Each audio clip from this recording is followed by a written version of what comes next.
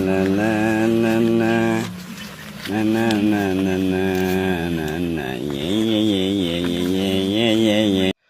Assalamualaikum warahmatullahi wabarakatuh.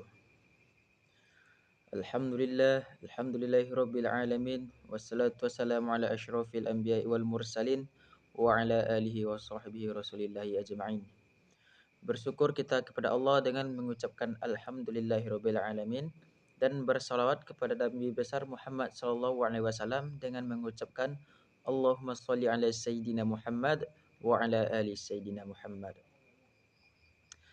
Baiklah, perkenalkan nama saya Gilang Septiawan. Saya berasal dari Prodi Pendidikan Agama Islam Fakultas Tarbiyah dan Keguruan. Saya sekarang menduduki semester 2. Pada video kali ini saya akan memenuhi tugas dari Ibu Sofiatun Nahwiyah SPD MA dengan mata kuliah Ilmu Pendidikan Islam.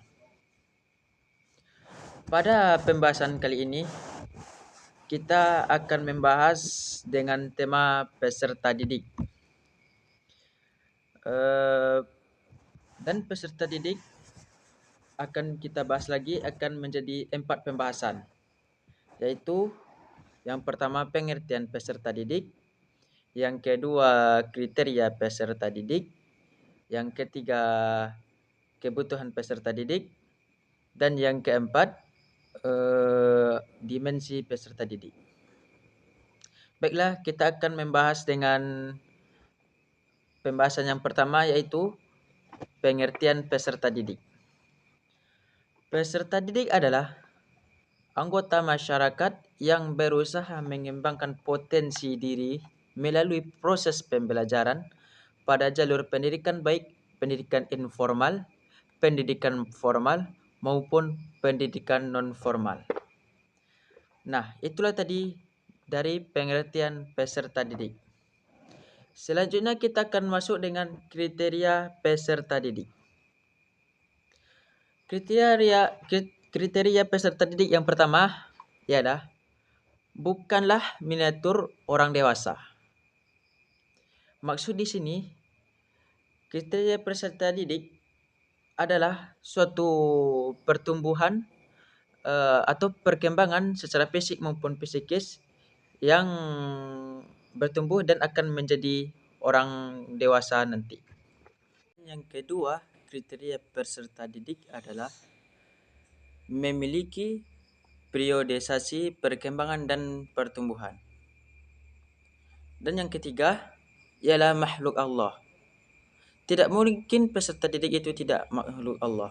Pasti peserta didik itu adalah makhluk Allah. Yang keempat adalah jasmani dan rohani. Peserta didik harus memiliki jasmani dan rohani yang sehat.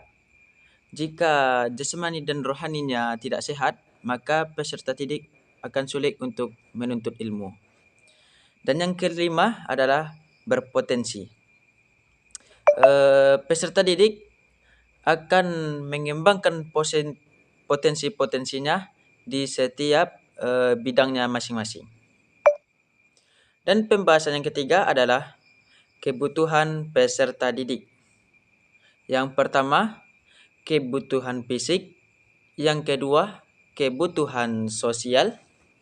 Yang ketiga, kebutuhan untuk mendapatkan status.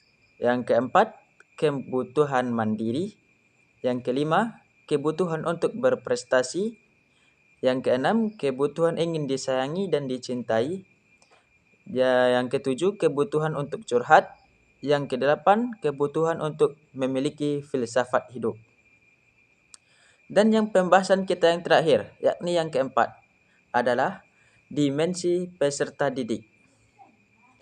Dimensi peserta didik ini ada 4. Yang pertama, dimensi fisik.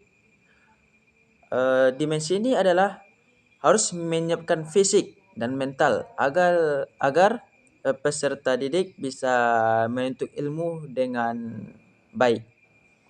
Dan yang kedua adalah dimensi akal. Dimensi akal ini sangat berpengaruh pada peserta didik. Karena peserta didik akan berpikir, akan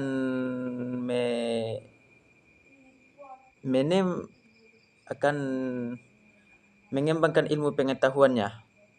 Jika peserta didik tidak mempunyai akal sehat, maka itu tidak bisa dikatakan peserta didik. Dan yang keempat adalah dimensi keberagaman. Dan yang terakhir adalah dimensi akhlak. Dimensi akhlak ini itu adalah yang paling utama. Karena peserta didik harus mempunyai akhlak terhadap guru, akhlak sopan santun dan lain sebagainya. Baiklah, itulah pembahasan pada hari ini. Kalau ada salah tolong dimaafkan. Saya sudahi.